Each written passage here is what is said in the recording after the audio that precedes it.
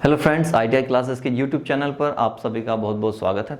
दोस्तों, पिछली बार हम लोग चैप्टर पढ़ रहे थे आपका एसी थ्योरी, जिसमें हमारा टॉपिक था आपका प्योर कैपेसिटिव सर्किट के विषय में हमने बात की थी। कंप्लीट हो गया था, उससे संबंधित हमारा जो न्यूमेरिकल्स था आई थिंक वो भी हम लोग कंप्लीट कर चुके थे। आज हम बात करने वाले हैं इम्पीडेंस के बारे में कि इम्पीडेंस क्या होता है। देखिए, इम्पीडेंस शुरू करते हैं। इम्पीडेंस होता क्या है? देखिए, हिंदी में हम इसको प्रतिबाधा बोलते हैं। अब प्रतिबाधा तो आप जानते ही हैं, प्रतिबाधा नाम से ही आपको कुछ स्पष्ट हो गया होगा, यानी कि क्या होगा, बाधाएं होंगी। हम ये कहते हैं कि भाई कोई भी जो सर्किट होता है ना, वो प्योर जो है सर्किट नहीं होता है। प्योर सर्किट यानी कि वो सर्किट जिसके अंदर सिर्फ और सिर्फ क्या, या तो रेसिस्टेंस होगा, या फिर क्या होगा, आपका इंडक्टर लगा होगा, या फिर हो सकता है आपका कैपेसिटर लगा हो। यानी कि किसी भी सर्किट के अंदर प्योरिटी नहीं होती है। हम ये कहते हैं कि किसी भी सर्किट के अंदर जब प्योरिटी नहीं है, अर्थात सिर्फ और सिर्फ या तो रेसिस्टेंस नहीं है, या फिर आपका क्या है, इंडक्टर नहीं है, या कैपेसिटर नहीं है, हो सकता है इनके साथ साथ कोई दूसरा भी आपके पास में क्या हो, प्रतिबाधा होती है। अर्थात अगर मैं ये कह दूं कि किसी एक सर्किट के अंदर हो सकता है कि आपका रेसिस्टेंस भी लगाया गया हो सकता है उसके साथ में आपको लगा दिया हो कैपेसिटर लगा दिया गया हो, रेसिस्टेंस के साथ में आपने इंडक्टर लगा दिया हो, तो क्या हुआ, एक सर्किट के अंदर अकेला कोई भी क्या है, आपकी प्रतिबाधा नहीं है। तो इस प्रकार का जो सर्किट होता है उसको हम क्या बोलते हैं? तो होता क्या है, सपोज कीजिए ये मेरे पास में कोई सर्किट है, एसी का मैंने इसको करंट दिया है। अब इस सर्किट के अंदर सिर्फ और सिर्फ रेसिस्टेंस है मेरा, रेसिस्टेंस के साथ में मेरे पास में ये कोयल भी मैंने इसके साथ में लगा दिया है। अर्थात ये क्या है, मेरा इंडक्टर हो गया। इंडक्टर भी मैंने इसके साथ में लगा दिया, और साथ ही साथ मैंने क्या लगा दिया है, रेसिस्टेंस कहिए, या फिर आपको क्या बोल सकते हैं इसको, प्रतिरोध।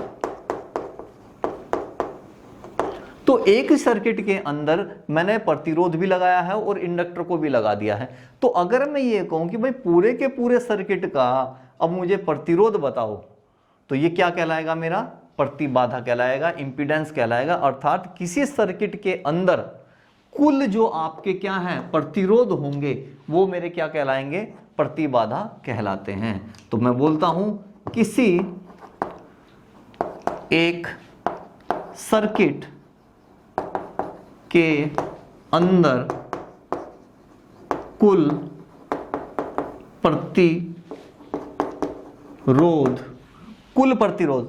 केवल प्रतिरोध की बात नहीं कर रहे हैं हम, बात कर रहे हैं कि कुल प्रतिरोध, किसी सर्किट के अंदर कुल प्रतिरोध क्या कहलाता है, मेरा प्रतिबाधा कहिए या फिर इंपीडेंस कहिए, कहलाता है।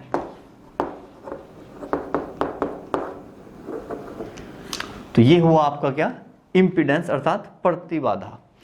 अब हो सकता है कि इस सर्किट में क्या है, जैसे कि मैंने प्रतिरोध लिया है, इसके साथ इंडक्टर ले लिया, इंडक्टर की जगह हो सकता है कि मैं क्या ले लूं, कैपेसिटर ले लूं, और हो सकता है कि मैं इन तीनों को ही ले लूं, मैं रेसिस्टेंट को भी ले लूंगा, इसके साथ में इंडक्टर को भी ले लूंगा, और साथ ही साथ आपका किसको ले लूं, कैपेसिटर को भी ले लूं। तो इस प्रकार का संयोजन भी क्या होता है, सर्किट के अंदर होता है। तो मैं ये कह रहा हूं कि कोई भी सर्किट जो है सिर्फ और सिर्फ क्या है, एक ही प्रतिबाधा के साथ नहीं होता है, उसके अंदर कई प्रतिबाधाएं होती हैं। वो प्रतिबाधाएं इंडक्टर की हो सकती हैं, आपके प्रतिरोध की हो सकती हैं, या फिर कैपेसिटर की हो सकती हैं। तो हम इन टोटल की टोटल प्रतिबाधाओं को जोड़ करके निकालते हैं, और यही योग मेरा क्या कहलाता है, इंपीडेंस कहलाता है, जिसको कि मैं किससे, Z से डिनोट करता हूं। और चूंकि ये प्रतिबाधाएं हैं, तो प्रतिबाधाएं हैं तो इसका मात्रक आपका क्या हो जाएगा जी, मात्रक हो जाएगा ओम।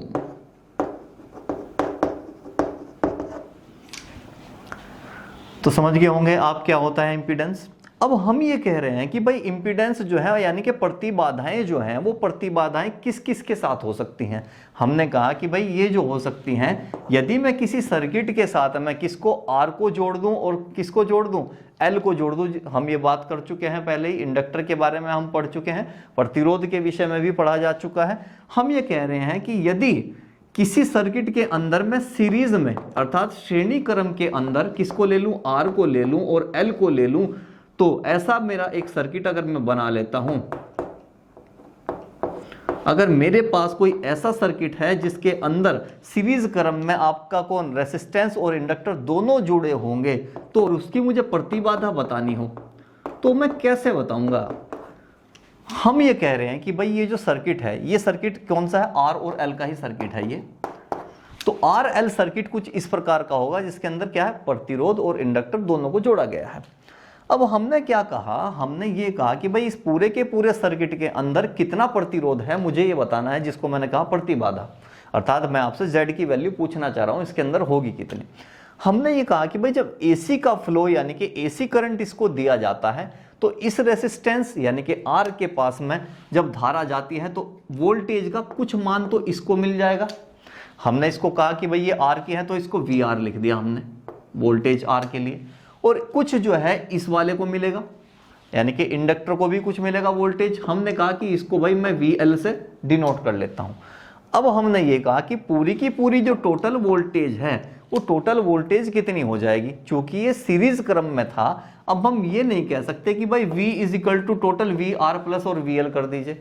क्यों नहीं कर सकते? वो इसीलिए नहीं कर सकते क्योंकि ये करंट है आपका कौन सा? AC करंट है, और आपको पता होगा कि AC करंट में वोल्टेज और जो धारा होती हैं वो क्या करती हैं? कभी तो एक साथ चलती हैं, कभी क्या होता है वोल्टेज पहले शुरू हो जाती है, धारा बाद में शुरू होती है। इसका मतलब ये हुआ कि वोल्टेज और धारा यानी कि दोनों के बीच में कहीं ना कहीं कुछ ना कुछ क्या होता है? कोण होता है, कोई ना कोई कोण होता है। जैसे कि हम कह देते हैं कि भाई इंडक्टर में क्या होता है? 90 डिग्री आगे चलती है कौन? वोल्टेज। किससे? धारा से। अर्थात धारा के और वोल्टेज के बीच में क्या हुआ? कहीं ना कहीं एक कोण बन गया है। इस कोण की वजह से ही हम क्या है? V is equal to total VR plus VL नहीं कर सकते। ऐसा हम लोग नहीं कर सकते हैं क्योंकि इनके बीच में कोण है। उस कोण का भी कहीं ना कहीं कोई रोल होगा, उसके बाद ही हम लोग जो है इसका मान निकाल पाते हैं। तो ये हो गया आपका इंपीडेंस। अब यदि मुझे किसी सर्किट के अंदर आपका प्रतिरोध भी दिया हो, साथ में इंडक्टर भी दिया हो, और हो सकता है कि कैपेसिटर भी दिया हो, तो इस प्रकार के केस में यदि मुझे प्रतिबाधा निकालना हो तो वो हम कैसे निकालेंगे? अब हम उसकी बात करते हैं। अब यदि किसी सर्किट के अंदर आपको रेसिस्टेंस और साथ में इंडक्टर दोनों को श्रेणी क्रम में जोड़ा गया हो, भाई श्रेणी क्रम की बात कर रहा है अर्थात सीरीज, तो सीरीज में यदि किसी सर्किट के अंदर आपको रेसिस्टेंस यानी कि प्रतिरोध और इंडक्टर श्रेणी क्रम में दिए गए हो तो उस केस में यदि मुझे इंपीडेंस निकालना हो तो वो मैं कैसे निकाल लूंगा? देखिए हम इसको क्या बोलते हैं? हम इसको बोलते हैं RL सीरीज कनेक्शन। हम इसको ये भी बोलते हैं, शॉर्ट में RL कनेक्शन भी बोल देते हैं। तो इस प्रकार का जब आपको सीरीज में दिया गया होगा तो आप उसको कैसे निकालते हैं? अब ये देखते हैं, यदि मेरे पास में कोई आपका सर्किट है, AC मैंने इसके अंदर दिया है। अब इस सर्किट के अंदर यदि आपको प्रतिरोध भी दिया हो, साथ ही साथ आपको क्या दिया है? ये इंडक्टर भी दे दिया। अब किसी सर्किट के अंदर क्या दिया है? ये आपको प्रतिरोध दे दिया, इसका मतलब ये R हो गया, और साथ ही साथ ये आपको क्या दे दिया है? ये L दे दिया है, इंडक्टर जो होता है। हम ये कह रहे हैं कि भाई जब इसके अंदर AC का फ्लो होगा तो जो वोल्टेज मेरी यहां से जनरेट हो रही है, तो जो मेरी वोल्टेज होगी वो वोल्टेज मेरी एक तो रेसिस्टेंस को मिली होगी, प्रतिरोध के पास कुछ गई होगी, कुछ गई होगी आपके इंडक्टर के पास में। हमने कहा कि भाई जो रेसिस्टेंस को जो वोल्टेज मिली होगी हमने उसे VR बोल दिया, और जो इंडक्टर को मिली होगी उसको मैंने VL बोल दिया। ठीक है ना जी? अब यदि यहां से निकली वोल्टेज और इसके अंदर चली गई तो हमने क्या कहा था कि इंपीडेंस होता क्या है? इंपीडेंस होता है पूरे के पूरे सर्किट के अंदर कुल प्रतिरोध या कुल प्रतिबाधा को हम इंपीडेंस बोलते हैं, हमने ये कहा। अब यदि मुझे इस सर्किट का इंपीडेंस निकालना हो अर्थात मुझे Z इसका निकालना है तो मैं कैसे निकालूंगा? तो हम एक काम करते हैं कि भाई पूरी की पूरी वोल्टेज को, अब मैं ऐसे तो है नहीं कि भाई मुझे अगर V निकालना है तो V बराबर क्या कर दूं? VR प्लस VL कर दूं। अब ये पॉसिबल नहीं है इस केस में। अब यदि मुझे इस पूरे सर्किट के अंदर इंपीडेंस निकालना हो तो मैं कैसे निकालूंगा भाई? इस तरीके से तो मैं नहीं निकालूंगा। तो जाहिर सी बात है, अब मुझे क्या चाहिए, एक वेक्टर डायग्राम बनाना पड़ेगा। अब वेक्टर डायग्राम को कैसे बनाएंगे? अब हमने ये कहा कि भाई जब वोल्टेज जो है आपके रेसिस्टेंस के पास जाती है तो वो वोल्टेज VR हो जाती है।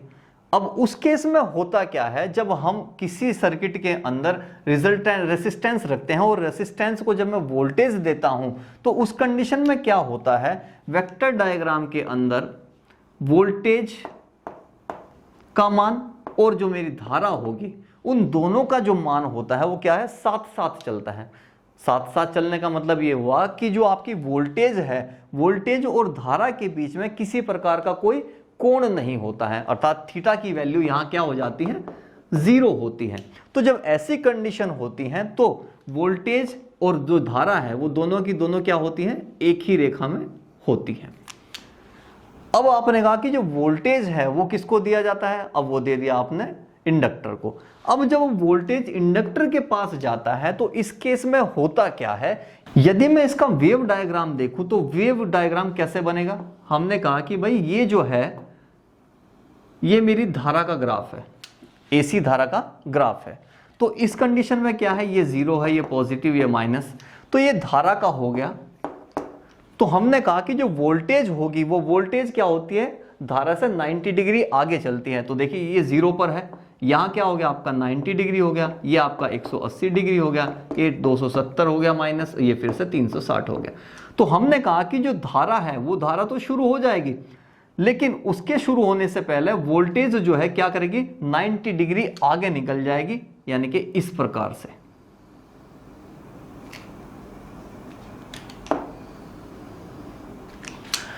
तो इस केस में क्या हुआ कि वोल्टेज जो है वो धारा से पहले शुरू हो जाती है और 90 डिग्री पर आगे निकल जाती है, ये आपकी वोल्टेज हो गई। तो हमने कहा कि भाई जब वेक्टर डायग्राम इसका बनेगा तो वो कैसे बनेगा, भाई ये तो धारा की लाइन हो गई, ये हम मान लेते हैं क्योंकि पूरा का पूरा एक ही सर्किट है। एक ही सर्किट का मतलब ये है कि एक ही वेक्टर डायग्राम बनेगा। एक ही वेक्टर डायग्राम के लिए आपने कहा भाई ये धारा है और धारा के साथ में यदि मैं इस प्रकार से ये रेखा ले लेता हूं तो ये मेरी क्या हो जाएगी, इंडक्टर की क्या हो गई, वोल्टेज हो गई। क्योंकि अगर ये धारा है तो धारा के साथ में 90 डिग्री का जो कोण बना रही है वो कौन बना रही है, 90 डिग्री आगे चली गई, कौन, वोल्टेज चली जाती है किसकी, आपके इंडक्टर की।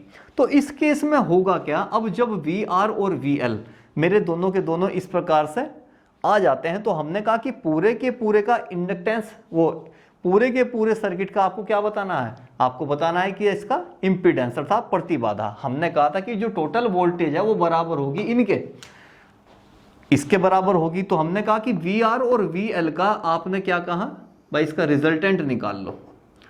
अब इनका जो रिजल्टेंट होगा दोनों के बीच में होगा, भाई VR और VL दोनों का जो आपका रिजल्टेंट होगा दोनों के बीच में हो जाएगा। अब रिजल्टेंट हो गया यानी कि ये हो गया आपका टोटल वोल्टेज। तो वोल्टेज बराबर किसके, दोनों के दोनों का क्या हो गया, ये रिजल्टेंट हो गया। हमने ये कहा कि भाई अब एक काम करते हैं कि भाई अगर मैं इस रेखा को यहां मिला दूं इस प्रकार से, यहां, तो मेरा ये रिजल्टेंट हो गया आपका V। तो हम क्या कहते हैं कि भाई ये मेरे पास में क्या हो जाएगा, अब ये दो त्रिभुज हो गए, एक ये हो गया एक ये हो जाएगा मेरे पास। तो दोनों त्रिभुज क्या है, दोनों के दोनों त्रिभुज क्या है, एक दूसरे के समान होते हैं। तो इस कंडीशन में क्या होता है कि ये रेखा इस रेखा के बराबर हो जाती है और ये वाली रेखा इस रेखा के बराबर हो जाता है। तो जो वैल्यू यहाँ की होगी वो इसके बराबर, जो इसकी होगी वो इसके बराबर हो जाएगी। तो मैं ये कहता हूं कि भाई इस कंडीशन में क्या होता है कि मेरे पास में ये क्या हो गया, एक समकोण त्रिभुज हो जाता है। तो दो समकोण त्रिभुज हो गए। अगर मैं ये कहूं कि भाई ये मेरा समकोण त्रिभुज हो जाएगा तो पाइथागोरस प्रमेय के अकॉर्डिंग क्या होता है, पाइथागोरस प्रमेय ये कहते हैं कि भाई कर्ण का जो होगा स्क्वायर वो आधार के स्क्वायर के और साथ ही लंब के स्क्वायर के बराबर होता है। तो इस कंडीशन में क्या हुआ, भाई ये जो मेरा रिजल्टेंट था ये कितना है, मेरा V है, और साथ ही जो मेरा आधार है वो कितना है, मेरा VR है, और साथ ही मेरा जो लंब है वो कितना है, मेरा VL है। तो इस कंडीशन में मैं क्या ये कहूं कि V की स्क्वायर बराबर हो जाएगा किसके, VR की स्क्वायर के प्लस VL की स्क्वायर के। क्या ठीक है? तो ये हो गया मेरा टोटल वोल्टेज, मैं यहां से निकाल सकता हूं। हमने कहा जी टोटल वोल्टेज, तो V इज इक्वल टू किसके हो गया भाई? V अगर मुझे निकालना है तो V इज इक्वल टू किसके हो जाएगा? इन दोनों का क्या हो जाएगा? Under root. अब इतना तो आपको पता ही है कि V इज इक्वल टू किसके होता है? IR के होता है। हमने कहा जी जब V is equal to IR होता है तो उसकी वैल्यू को इसमें यहां पर जो है पुट कर लेते हैं। तो V is equal to IR की वैल्यू जो है अब हम यहां रख लेते हैं। अब यहां रखने के बाद में V की जगह तो आपका आ गया क्या? IR हो गया। IR इज इक्वल टू क्या हो गया? आपका रूट हो गया। रूट के अंदर क्या हो जाएगा? V की स्क्वायर यानी कि I की स्क्वायर और R की स्क्वायर, I की स्क्वायर इंटू R की स्क्वायर, साथ ही प्लस है किसके? VL की स्क्वायर। अब हम ये कहते हैं कि इंडक्टर के केस में जो वोल्टेज होता है उसके अंदर जो R की वैल्यू होती है वो कितनी होती है? एक्सल से डिनोट की जाती है। तो आपने कहा कि I की स्क्वायर इंटू मत लगाइए XL की स्क्वायर, ये होता है। तो आपने कहा इनमें से I की स्क्वायर क्या है? कॉमन हो गया। I की स्क्वायर को कॉमन ले लीजिए, अंदर बचेगा क्या? R की स्क्वायर प्लस XL की स्क्वायर। रूट तो चल ही रहा है, यह है आपका I इंटू R यहां चल रहा है, इसको हटा देते हैं, बराबर I की स्क्वायर। जब इसका वर्गमूल निकालेंगे तो I कॉमन हो गया, इधर I बाहर आ जाएगा, अंदर क्या बचा? रूट R की स्क्वायर प्लस XL की स्क्वायर। अब ये I है, I इंटू R इधर है, तो I से I कट जाएगा, तो हो गया क्या? R is equal to root R की स्क्वायर प्लस XL की स्क्वायर।